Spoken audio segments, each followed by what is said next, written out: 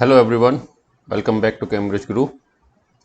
This is the last topic of the unit complex numbers, and last video was about we did some examples on uh, r e raised to power I theta questions and on how to use the argument formula that if we multiply two complex numbers, so how the arguments are added, right? So this video, as you can see, that this is about, it's a very simple topic, last topic, and in which we will combine the concepts of polynomials, right? So polynomials in the sense that the remainder theorem or the factor theorem that we have learned in unit 1, polynomials, same theorem can be applied to the complex numbers also, right? So questions will be like that it is given that 1 plus 2i is a root of this equation, then we have to find the other two roots, right? Uh, see, for any equations which involves complex numbers as the roots, right? We have a fundamental theorem of algebra which says that if you find out any equation or any polynomial which is equal to 0 of n degree, any equation you find out of n degree, then it will have n roots. This says according to fundamental principle of algebra, right? If the equation is of n degree, it will have n roots. No matter those n roots will be complex or real, there will be some combination. For example, if we say we have a quadratic equation of 2 degrees, so sometimes you will find out two roots, sometimes you will find out two complex roots, right? There might be chances that you find out only a single root, but we won't say that the root is single. We will say that since the equation is 2, I am saying in the context of that if you say, let us say you have an equation x minus 1 whole square equal to 0, so you will say that the 0 for this polynomial is just 1, but since the degree is 2, we will say that the roots are definitely 2, but those two values are equal. So we will say roots are equal, but the number of roots will be 2 only because the degree is 2. Right? You won't find any case as far as quadratic equation is concerned that you will find one complex root and one real root.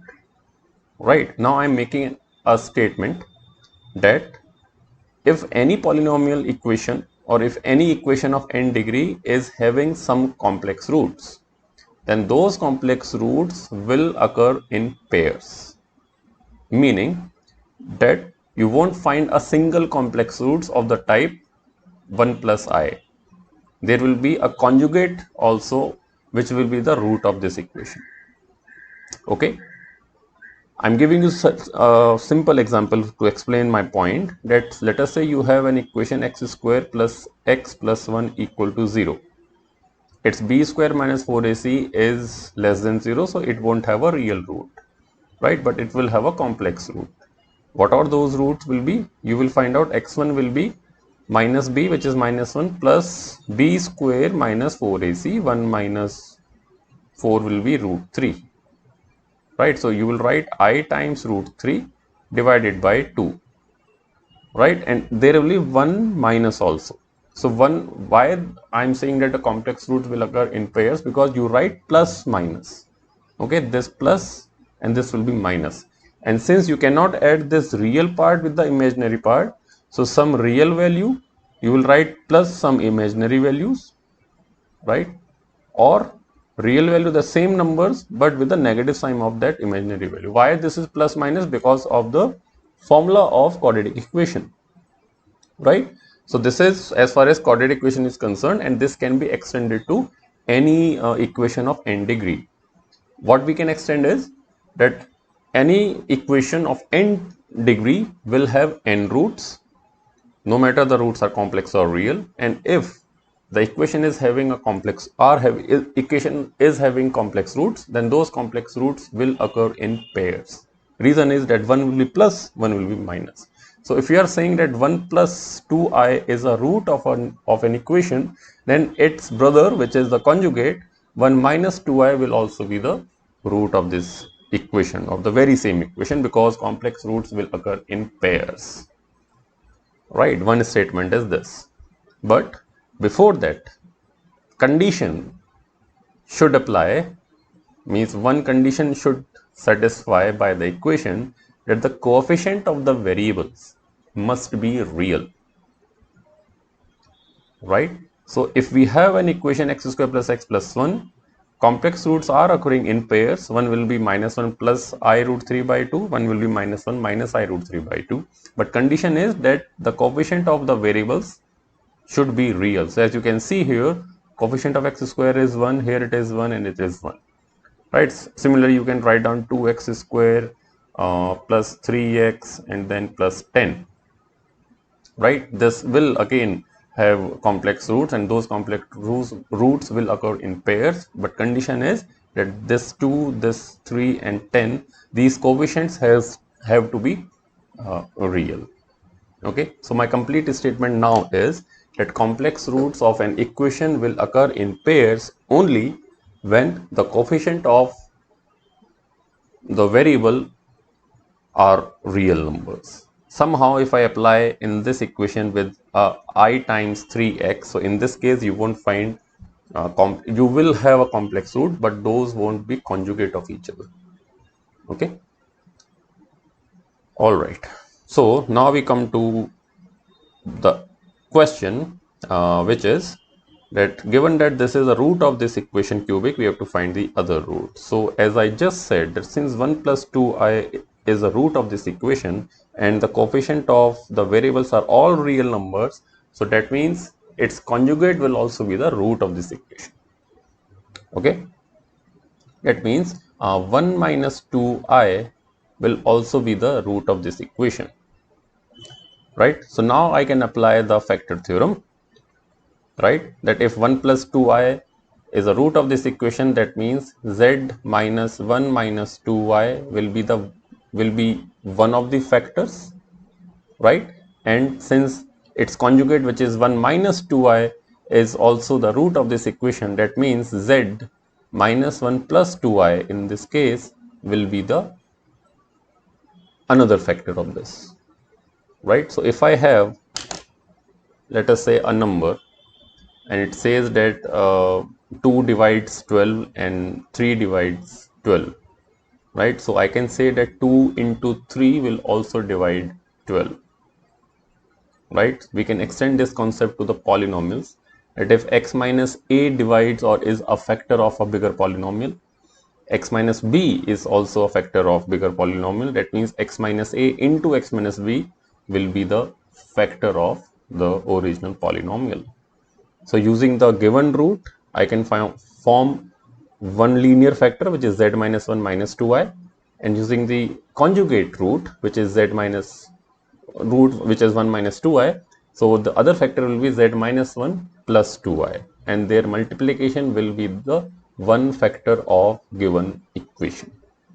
Now let us multiply and let us find out what kind of expression we get by multiplying these two. Okay, so this is basically z minus 1 minus 2i, z minus 1 2i. So I can combine this, consider this as a single expression and this 2i as another fraction, another factor, not factor, another term I can say. So we have a minus b into a plus b type formula. So this will be a square minus b square. So basically it is z minus 1 whole square plus not plus, minus b square, which is 2i whole square, right? So we have z square plus 1 minus 4z, not 4z, 2z, this is z. Okay, and this is minus of 4i square means plus 4. So you have z square minus 2z plus 5, right? So z square minus 2z plus 5 will also be the factor of the given equation, right? So I can find out the other factor also using the factor theorem, right? So writing this 4z cube minus 11z square plus 26z minus 15 is equal to, one of the factor is minus 2z plus 5, and second factor will be, I can do this using two methods. One method is a long division method. You can divide the given polynomial using z square minus 2 by z square minus 2z plus 5 long division method, and second could be the direct method just by applying simple logic, right? So here we need 4z square 4z cube. This we have already done in the polynomial function, how to do these type of questions directly without long division method. So you need 4z cube, z square is already there, so you need 1z with the coefficient 4, right? So when this z square will be multiplied by this term, you should get 4z cube. So z square is already there, so if I write 4z here, you will get 4z cube. Simple. And last term is you pick up this constant, because this is the leading term, right? And this is the last term. So leading term will be, you will get by applying the leading term of the first factor with the leading term of the second factor. Similarly, for the constant, you will get a constant when you multiply a constant with a constant. There are too many constants I have said. Once again, I am repeating that you will get a constant when you will multiply this 5 with the constant in the second factor, right? So you need minus 15, plus 5 is already there, so you just need minus 3 here, right? And you required only a single linear factor, because this is a degree 3 polynomial, 3 equation, right? Degree 3 equation, and second degree we have already here, z square minus 2z plus 5. So you just need a linear factor, which is 4z minus 3, right? So now we have 3 roots. One root is 1 plus 2i that was given to you. Second root is the conjugate of this, which is 1 minus 2i, and third root is by putting this 4z minus 3 equal to 0. So here you will get z as 3 by 4. Okay, this is the third root. Fine. Let us revise these concepts. What we need to find out, that if there is a complex root, then its conjugate will also be the complex root, will be the root of the given equation, right? That means you can find out the other root, if there are any root, by forming the factors and applying the factor theorem. Okay, fine. Let us do one more question, which is the last question of this unit. Given that minus 2 plus I is a root of this equation, we have to find out the values of a and b, and hence we need to solve the equation. Okay, this will be a little bit long. Since minus 2 plus I is a root of the equation, so let us call this one number, which is minus 2 plus I, as z, right? So if z satisfy this, means if this is a root, minus 2 plus I is a root of this equation, that means it will satisfy the given equation.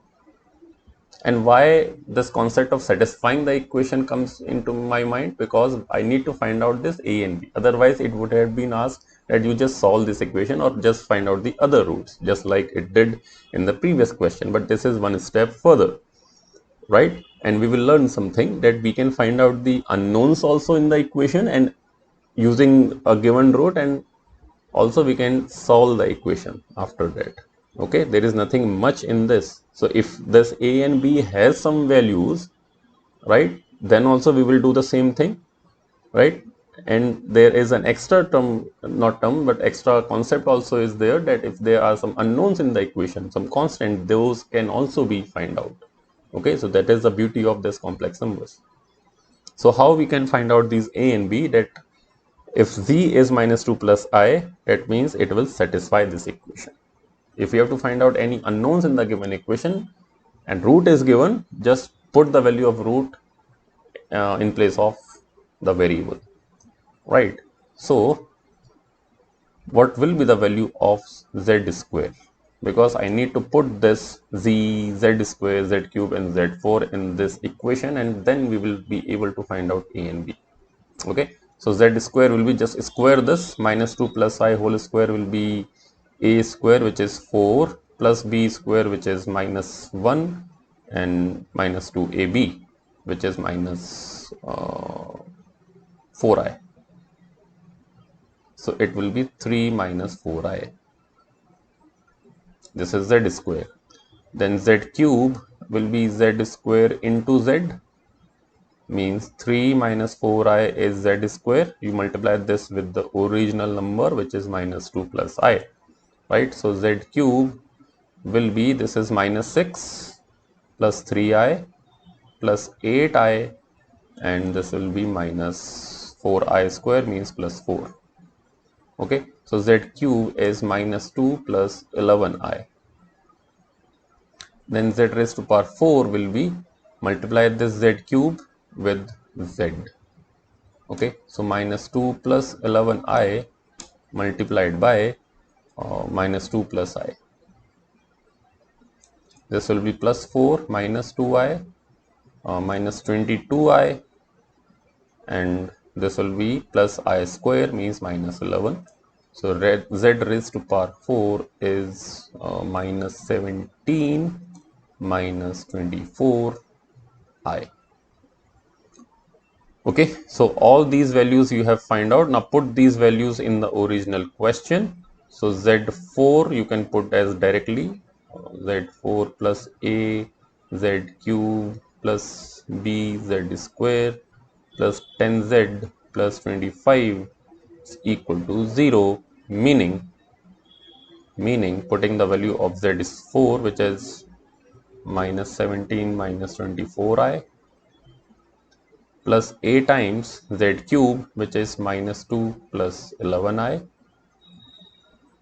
right? Then we have plus b z square, which is 3 minus 4i, and lastly, not lastly, we have z also, 10z, and z is minus 2 plus I, and lastly we have 25 now.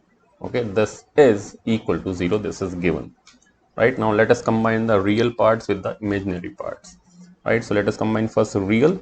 This is minus 17 minus 2a plus 3b minus 20 plus 25 equal to 0. Let us see what we get from this equation. This is minus 17 minus 25, this is plus 5, and this is minus 12 and minus 2a. So minus 12 minus 2a plus 3b equal to 0, right? So meaning is minus 2a plus 3b. I can divide this by, no, I cannot. Minus 2a plus 3b is equal to 12. This is equation number 1.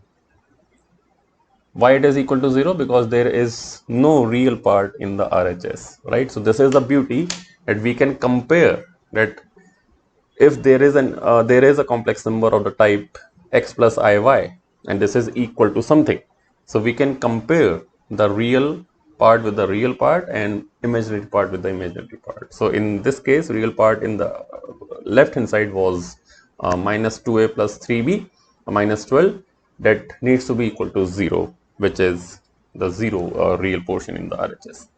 Similarly, we can combine now the imaginary part, which is also 0 in RHS. So imaginary portion you will get minus 24, right? Then this we will have plus 11a minus 4b, then plus 10.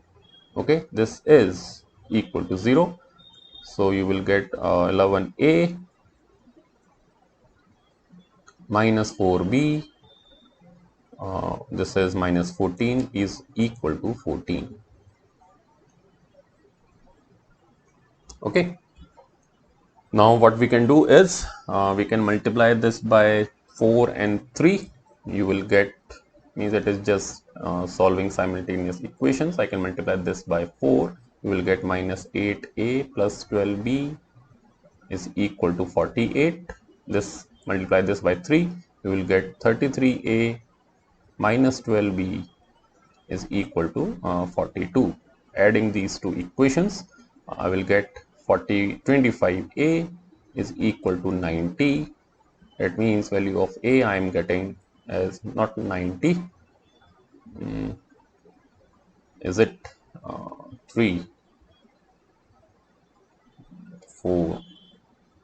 I think I should get as 100. Whatever are the values, okay, there might be some calculation mistake in this, but it is just, you can use the calculator and solve the simultaneous equations. So now once we find out the value of a and b, we will use those values, put in the original equation in place of a and b, and then again use the same method, that if if minus 2 plus I is a root, then minus 2 minus I will also be the root. and then we will form the factor that z minus 2 minus I will be one factor, and z plus 2 minus I again will be the second factor, and then combining these two you will get a quadratic factor, right? And using this you can find out the other quadratic factor also. Okay, I'm not completing this, it is just the repetition of the previous question. All right, so your syllabus for pure mathematics 9709 comes to an end with this, right?